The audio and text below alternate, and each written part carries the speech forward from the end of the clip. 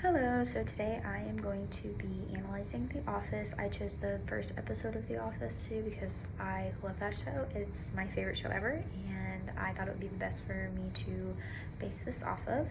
So for the organization, there's a bunch of artifacts in it. So like the mundane office setting, the iconic water cooler, which kind of foreshadows how often it will be a part of the rest of the show, and then just the boring office decorations that kind of just symbolize or show like you're in a normal kind of boring office setting. Just kind of introduces that stuff off first. Some of the espoused values, the projected values are like efficiency, productivity, because it's an office, and kind of shows like what they expect and what you think of a normal office setting to be productive and efficient.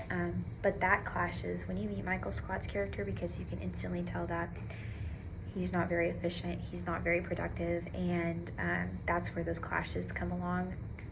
And some underlying assumptions are also understanding that the work among the employees is boring. Like you can tell, they can all tell, they make it very abundant in the first episode that what they all do is extremely boring and it's just kind of repetitive, and nobody has anything really fun.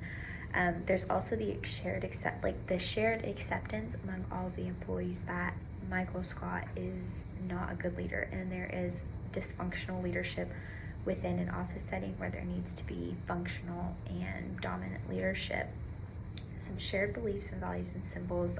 There's the one of Jim and Pam, where they believe that Dunder Mifflin's environment is just frustrating, and it's absurd because, as you can tell, as those people who they are wanting to actually do work and be productive with their lives, the office setting just does not fit who they are and what they want. Some symbols would also be Michael Scott's mug, when it says world's greatest boss on it.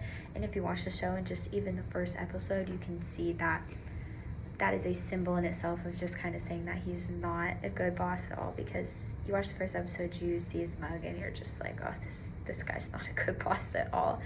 The office itself is a symbol because you see it gives a lot of outward shots of the office. That just kind of shows that the office is boring, it's mundane, it's just a regular corporate job life, and that's what this show is about. Some of the group dynamics, Michael, Jim, Pam, and Dwight are the main group in the first episode. Their interactions are often revolve around in-jokes, like inside jokes, anything that you don't know before you watch the show, and that leads to their collective sense of humor. And Michael's attempts at storytelling are also a dynamic that shows that he just does not have good leadership, because every time he tries to tell a story, it's just met with his eyes being like eyes rolling. People do not care. That's just another dynamic in the group that everybody kind of understands, that he is just not a good leader. But other than that, that is what I analyzed from the first episode of The Office.